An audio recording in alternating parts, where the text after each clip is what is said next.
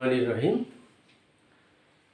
Cantonment board বালিকা উচ্চ বিদ্যালয় রংপুর সেনানিবাস রংপুরের নবম শ্রেণীর প্রিয় শিক্ষার্থীবৃন্দ ও সম্মানিত অভিভাবক মণ্ডলী, আসসালামু আলাইকুম। আমি নবম শ্রেণীর গণিত বইয়ের 16 অধ্যায় থেকে একটি সৃজনশীল আলোচনা করব।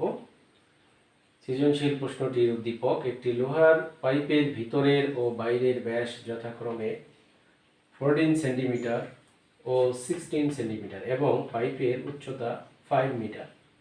1 ঘন সেন্টিমিটার লোহার ওজন 7.2 গ্রাম। ক নম্বর বলছে পাইপের বাইরের আয়তন কত। খ নম্বর বলছে পাইপের লোহার ওজন নির্ণয় করো। গ নম্বর বলছে পাইপকে গলিয়ে 7 সেন্টিমিটার ব্যাসার্ধ বিশিষ্ট নিরেট দণ্ডে পরিণত করা হলে দণ্ডটির দৈর্ঘ্য নির্ণয় করো। তো শুরুতেই আমাদের বের করতে হবে পাইপের বাইরের আয়তন কত। পাইপের বাইরের আয়তন বলতে কি বুঝো? আসলে দেখো, এটা মনে করো এটাও একটা পাইপের মতো। পাইপের মনে করো এটা একটা খণ্ডিত ক্ষুদ্র অংশ, যার এটা হয়তো আরো এরকম লম্বা ছিল। তো দেখো, পাইপের বাইরের আয়তন বলতে এই যে বাইরের পৃষ্ঠের এখান থেকে এই যে রাউন্ড যেটা আছে এর আয়তন, অর্থাৎ এই অংশটা আয়তন। তো এই যে বাইরের এই রাউন্ডটা একটা বৃত্তের মতো, তাহলে বাইরের এই কোনো বাইরের পৃষ্ঠ থেকে এই যে তোমার যে বৃত্তটা কল্পনা করা হচ্ছে সেই বৃত্তের কেন্দ্র বরাবর যে সেটাই হলো এক্ষেত্রে ব্যাস। অর্থাৎ বাইরের এই পৃষ্ঠ থেকে অপর দিকে সোজাসুজি কেন্দ্র বরাবর যে রেখাটা হবে সেটা হলো ব্যাস। তাহলে ব্যাস জানলে, এটা যেহেতু একটা বৃত্তাকার পাইপের এই অংশটা বৃত্তাকার, তাহলে এর ব্যাসার্ধ আমরা জানি। ওর ব্যাসকে 2 দ্বারা ভাগ দিলে ব্যাসার্ধ হবে। তো বাইরের পৃষ্ঠের ব্যাস আছে হলো 16 সেন্টিমিটার, তাহলে ব্যাস হবে 8 সেন্টিমিটার। তো আমরা জানি যে কোনো বৃত্তাকার ঘনবস্তুর ক্ষেত্রফল হলো পাই আর স্কয়ার এইচ। বৃত্তাকার বলতে কোনো মানে দণ্ডাকার, পাইপ তো একটা দণ্ডাকার, তার বাইরের অংশটা হলো দেখা যাচ্ছে লোহার আর ভিতরের অংশটা হলো ফাঁকা। তো আমরা বাইরের পৃষ্ঠ বরাবর আয়তন নির্ণয় করতে হলে এর ব্যাসার্ধ জানতে হবে এবং পাইপটি কতটুকু উঁচু সেটা জানতে হবে, উচ্চতা জানতে হবে, কতটুকু লম্বা আর কি সেটা জানতে হবে। তো আমি এই পাইপের ভিতরের ব্যাস বলতে এই যে ফাঁকা জায়গাটার ব্যাস, আর বাইরের ব্যাস বলতে এই যে লাল পৃষ্ঠের ব্যাস। তো আমি একটা ধারণা তোমাদের দিলাম। তো আমাদের সেই মানগুলি কিন্তু দেওয়া আছে। দেখো, পাইপের বাইরের ব্যাস এখানে চিত্রেও দেখানো যায়। এই যে ফাঁপা অংশটা, অর্থাৎ ফাঁকা যে অংশটা পাইপের ভিতরে, পাইপের ভিতরের গা থেকে অপর দিকে ভিতরের গা পর্যন্ত কেন্দ্র বরাবর এখানে যে বৃত্ত কল্পনা করা হয় তার কেন্দ্র বরাবর যে দৈর্ঘ্যটা আমরা কল্পনা করছি, এটা হলো ভিতরের ব্যাস, সেটা হলো 14 সেন্টিমিটার। আর এই যে এর বাইরের, অর্থাৎ এ পিঠ থেকে এ পিঠ, এই বাইরের পিঠ থেকে এই বাইরের পিঠ পর্যন্ত যে কেন্দ্রটা বৃত্তটা কল্পনা করা হয়েছে তার কেন্দ্র বরাবর যে সেই ব্যাস। আর এটা হলো এই পিঠটা, এই ভিতরেরটা থেকে এই এই ফাঁকা অংশটুকুর ব্যাস, সেটা হলো 14 সেন্টিমিটার। তাহলে পাইপের বাইরের ব্যাস যদি 16 সেন্টিমিটার হয় তাহলে তার ব্যাসার্ধ হবে, ব্যাসার্ধকে যেহেতু বাইরের ব্যাসটা বড় তাই বড় হাতের আর দ্বারা প্রকাশ করলাম, তাহলে ব্যাসার্ধ হবে আর ইকুয়াল 16/2 অর্থাৎ 8 সেন্টিমিটার। তো শিক্ষার্থী বন্ধুরা, পাইপের উচ্চতা কিন্তু দেওয়া আছে, অর্থাৎ পাইপটা কতটুকু লম্বা, এখান থেকে এই পর্যন্ত কতটুকু লম্বা, আরও লম্বা হতে পারে, চিত্রে জাস্ট বোঝানোর জন্য দেওয়া হয়েছে। অর্থাৎ বি থেকে ডি পর্যন্ত অথবা এই কেন্দ্র থেকে এই কেন্দ্র পর্যন্ত, এটা হলো এর উচ্চতা, সেটা দেওয়া আছে 5 মিটার। তো এখন এখানে খেয়াল করো, এই ব্যাসার্ধের বা ব্যাসের একক আছে সেন্টিমিটারে, আর এখানে উচ্চতার মান দেওয়া আছে মিটারে। তাহলে মিটারকে অবশ্যই আমাদের কি করতে হবে, কনভার্ট করে সেন্টিমিটারে নিতে হবে। আমরা জানি 1 মিটার সমান হলো 100 সেন্টিমিটার, তাহলে 5 মিটারে 500 সেন্টিমিটার। তো আমি পাইপের উচ্চতা পেলাম, পাইপের উচ্চতা 500 সেন্টিমিটার, আর হলো বাইরের ব্যাস হলো কি 14 সেন্টিমিটার, মানে ব্যাসার্ধ 8 সেন্টিমিটার। তো আমরা পাইপের আয়তন যা নির্ণয় করতে পারি কখন, যখন আমরা পাইপের ব্যাস জানি এবং ব্যাসার্ধ জানি এবং উচ্চতা জানি, তখন তার বাইরের পৃষ্ঠের আয়তন আমরা বের করতে পারি। তাহলে বাইরের পৃষ্ঠের আয়তন হবে পাই আর স্কোয়ার এইচ ঘন একক, এটা হলো ফর্মুলা। হ্যাঁ, পাইপের বাইরের পৃষ্ঠই হোক আর ভিতরের পৃষ্ঠই হোক, ফর্মুলা হবে যে পাই ইন্টু ব্যাসার্ধ স্কোয়ার ইন্টু উচ্চতা, এই এত ঘন একক। তো পাইয়ের মান তো আমাদের জানা 3.1416 ইন্টু ব্যাসার্ধের মান তো 8 পেয়েছি, তাহলে 8 স্কোয়ার ইন্টু 500, তাহলে কি হচ্ছে এটা উচ্চতার মান হলো 500 সেন্টিমিটার, তাহলে এত ঘন সেন্টিমিটার হচ্ছে। তাহলে এত ঘন সেন্টিমিটার হলে আমরা এই মানগুলোকে গুণ করব। ক্যালকুলেটরে দেখো তুমি 3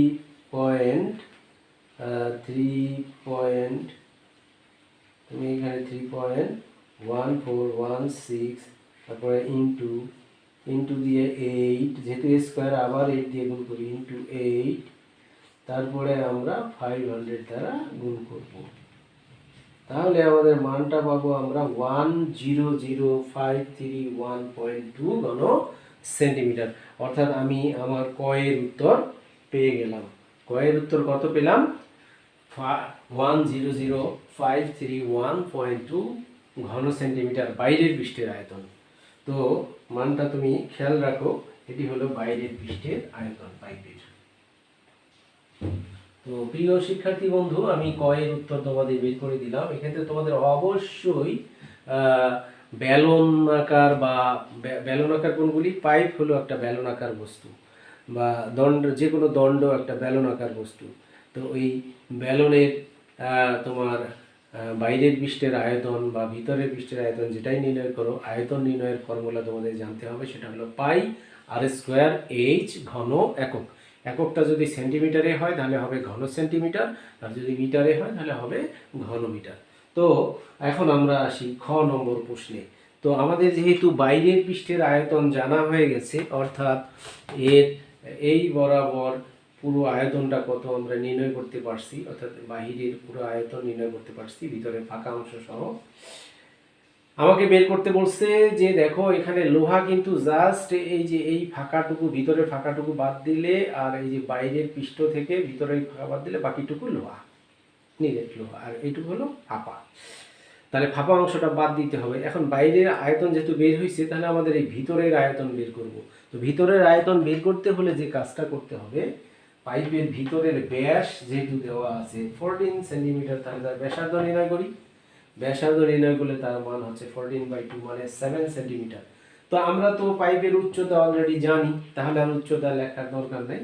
তাহলে এখন আমরা পাইপের ভিতরের আয়তন পাই আর স্কোয়ার, এখন ছোট হাতের আর ধরেছি কারণ এটা হলো এই যে পাইপের ভিতরে যে ফাঁকা অংশ তার ব্যাসার্ধ, সেটা হলো 7 সেন্টিমিটার। তো পাইপের ভিতরের আয়তন তাহলে নির্ণয়ের ফর্মুলা হবে পাই ইন্টু ভিতরের যে ব্যাসার্ধ আর, তাহলে আর স্কোয়ার, আর উচ্চতা এইচ, তাহলে এত ঘন একক। তাহলে পাইপের ভিতরের আয়তন পাই আর স্কোয়ার এইচ ঘন একক। এখন মান বসে দেবো। পাই এর মান হলো 3.1416 ইন্টু 7 স্কোয়ার ইন্টু 500। এইচ এর মান তো আমরা জানি 500 সেন্টিমিটার, তাহলে 500 ঘন, এখানে হবে সেন্টিমিটার, ঘন সেন্টিমিটার হবে, এই জায়গায় হবে ঘন সেমি, তাহলে এত ঘন সেমি। তো প্রিয় শিক্ষার্থীবৃন্দ, এখন আমরা আগের মতো গুণ করি। গুণ করলে আমরা 3.1416 ইন্টু, তাহলে আমরা গুণ করব 7, আবার গুণ করব 7 দ্বারা, কারণ 7 স্কোয়ার ইন্টু 500, তাহলে ইকুয়াল পাচ্ছি আমি 7669.2 ঘন সেন্টিমিটার। এটা পেলাম ভিতরের আয়তন। তো খেয়াল করো তো, বাইরের আয়তন পেলাম, ভিতরের ফাঁকা অংশের আয়তন পেলাম। এখন যদি বাইরের আয়তন থেকে ভিতরের ফাঁপা আয়তন বাদ দিই, তাহলে এখানে যতটুকু লোহা থাকে তার আয়তন বের হয়। তাহলে আমাদের ক থেকে পাই বাইরের আয়তন 100,531.2, আর ভিতরের আয়তন তো বের করলাম। তাহলে বাইরের আয়তন থেকে ভিতরের আয়তন, অর্থাৎ ফাঁকা অংশের আয়তন বাদ দিলে আমাদের লোহার আয়তন হচ্ছে 100,531.2 মাইনাস 769.2, বিয়োগ করলে হয় মানটা 23562 ঘন সেন্টিমিটার। অর্থাৎ 23,562 ঘন সেন্টিমিটার হয় তোমার লোহার অর্থাৎ পাইপের শুধু লোহাটুকুর আয়তন, ফাঁকা অংশ বাদ দিয়ে। তাহলে এখন আমরা লোহার আয়তন বের করতে পেরেছি, ফাঁকা অংশ বাদ দিয়ে অনলি লোহার আয়তন বের করতে পেরেছি। তো আমাদের আবার প্রশ্নে 1 ঘন সেন্টিমিটার লোহার ওজন দেওয়া আছে 7.2 গ্রাম। তাই লিখছি যে এখন 1 ঘন সেন্টিমিটার লোহার ওজন 7.2 গ্রাম। তো 1 ঘন সেন্টিমিটার, কিন্তু আমাদের লোহা আছে কতটুকু? 23,562 ঘন সেন্টিমিটার। তাহলে 23,562 ঘন সেন্টিমিটার লোহার ওজন হবে 7.2 ইন্টু 23,562 গ্রাম। তো এইটাকে গুণ করলে হচ্ছে 23,562 গ্রামকে যদি আমরা গুণ করি, তাহলে খেয়াল করো 23,562 ইন্টু হবে 7.2 ইকুয়াল আমরা পাচ্ছি 169,646.4। তাহলে 169,646.4 গ্রাম। তাহলে গ্রাম, আমরা যেহেতু এত বড় মান গ্রামে আছে, একে যদি আমরা কেজিতে প্রকাশ করতে চাই তাহলে এই মানটাকে 1000 দিয়ে ভাগ দিতে হবে, কারণ আমরা জানি 1000 গ্রামে 1 কিলোগ্রাম বা কেজি। তাহলে 169,646.4কে 1000 দ্বারা ভাগ করেছি, তাহলে মানটা আসে 169.6464 কিলোগ্রাম। তাহলে আমরা পাইপে যতটুকু লোহা আছে তার আমরা কিন্তু ভর বের করতে পারলাম। তো প্রিয় শিক্ষার্থীবৃন্দ, আমরা যেহেতু লোহার ভর পেয়ে গেলাম, এখন কিন্তু লোহাটাকে গলিয়ে ফাঁপা অংশটাকে, যদি আমরা নিরেট মানে কি? নিরেট মানে মনে করো একটা দণ্ড, যেমন আমার এই লাঠিটা, এর ভিতরে কিন্তু কোনো ফাঁপা অংশ নাই। তাহলে লোহাটাকে গলিয়ে এই পাইপের লোহাটাকে গলিয়ে এরকম নিরেট পাইপ বানালে তার ভিতরে কোনো ফাঁপা নাই। তো আমরা যদি পাইপটাকে গলিয়ে এরকম নিরেট দণ্ড বানাই, তাহলে কি তার ওজন কমবে? না, তার ওজন যা আছে তাই থাকবে, অথবা তার আয়তন যা আছে তাই থাকবে। তাহলে আমরা নিরেট লোহার আয়তন কিন্তু এখানে বের করেছি, যে নিরেট লোহার আয়তন 23,562 ঘন সেন্টিমিটার, যেটা আমাদের গ নম্বর করতে গিয়ে কাজে লাগবে। তা তোমরা দেখো গ নম্বরে আমরা কি করি। গ নম্বরে চেয়েছে হলো পাইপকে গলিয়ে 7 সেন্টিমিটার ব্যাসার্ধ বিশিষ্ট নিরেট দণ্ডে পরিণত করা হলে দণ্ডটির দৈর্ঘ্য নির্ণয় করো। তো নিরেট দণ্ডটার তো আমরা ব্যাসার্ধ জানি, তো দেওয়া আছে নিরেট দণ্ডের ব্যাসার্ধ, একটু বড় করে লিখতেছি, ব্যাসার্ধটাকে যদি আমরা আর ধরি, আর ইকুয়াল দেওয়া আছে হলো কত? আর ইকুয়াল দেওয়া আছে 7 সেন্টিমিটার। যেহেতু এই ফাঁপা অংশটা, অর্থাৎ এই ফাঁপা অংশটা থাকলো না, তাহলে দণ্ডটাকে যদি আমরা নিরেট বানাই তাহলে সেটা লম্বা হবে আরো বেশি, অর্থাৎ আগের দৈর্ঘ্য থাকবে না, অর্থাৎ দণ্ডটির আমরা দৈর্ঘ্য বা উচ্চতা আমরা ধরে নিই, তাই না? মনে করি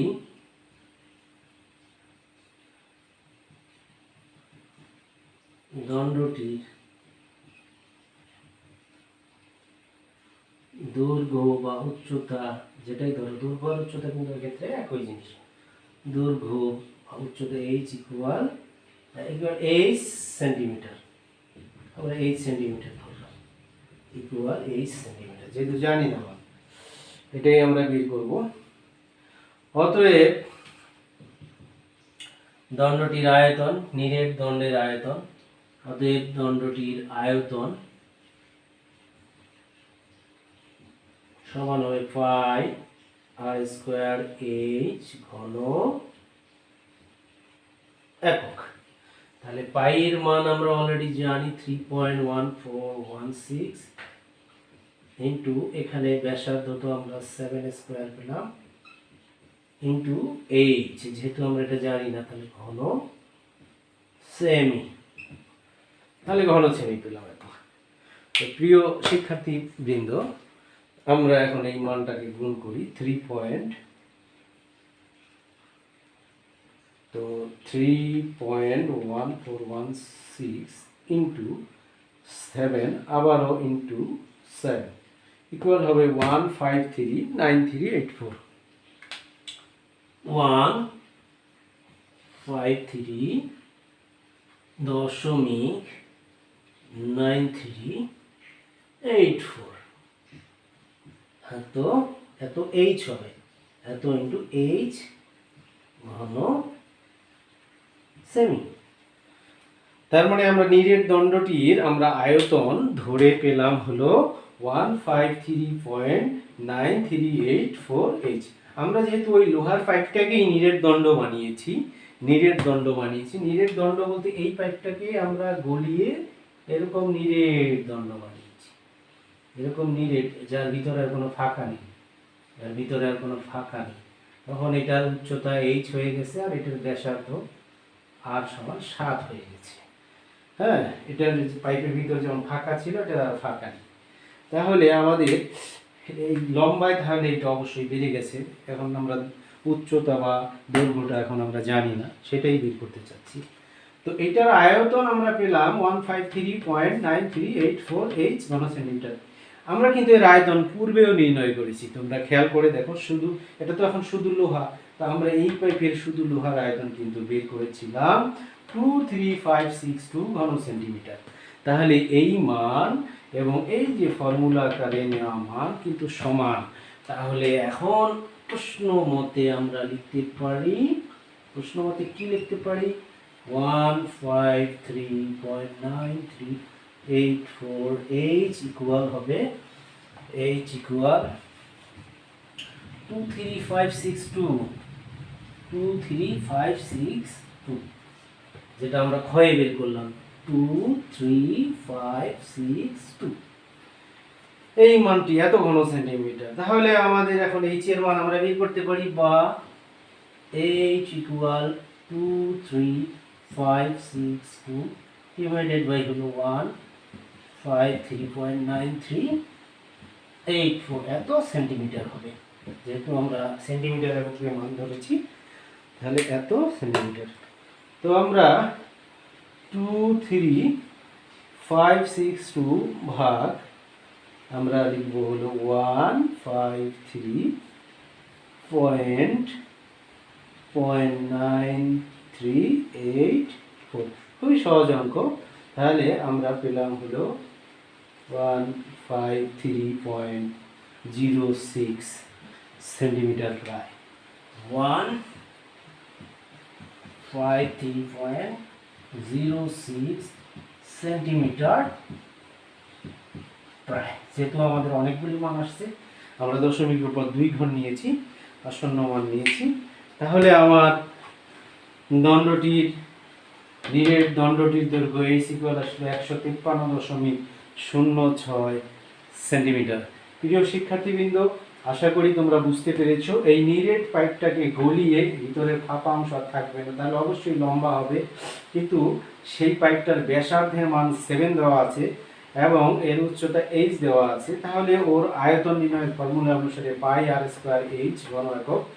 তাহলে ওর আয়তন শুধু এখানে শুধুমাত্র এইচ এর মান জানা নেই, বাকি কিন্তু পাই এর মান আর এর মান জানা আছে, সেটা গুণ করে হচ্ছে 153.9384 এইচ।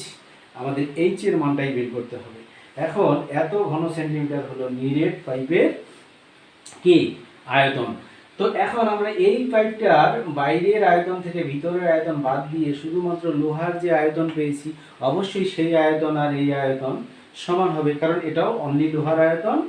ওখানে আমরা যে মানটা বের করেছিলাম 23562 ঘন সেন্টিমিটার, ওটাও শুধুমাত্র নিরেট লোহার আয়তন। তাহলে এই দুই মান সমান, এই জন্য আমরা লিখছি এত ইকুয়াল এত। অতএব এইচ ইকুয়াল, এইচ এর সাথে এই অংশটা গুণ হয়ে আছে, ওই পক্ষান্তর হয়ে ভাগ হয়ে যাবে 153.9384। এটা ভাগ করলেই পাচ্ছি 153.06 সেন্টিমিটার প্রায়। আশা করি তোমরা অঙ্কটা বুঝতে পারছো। আমি 5টি অঙ্ক তোমাদের দিয়েছি সৃজনশীল, অবশ্যই বাকি সৃজনশীলগুলো করে প্রত্যেক স্টুডেন্টকে বাধ্যতামূলক দিতে হবে। তোমরা অবশ্যই আমার সাথে যোগাযোগ করবে, কোনো সমস্যা হলে আমাকে জানাবে। সবাই ভালো থাকো।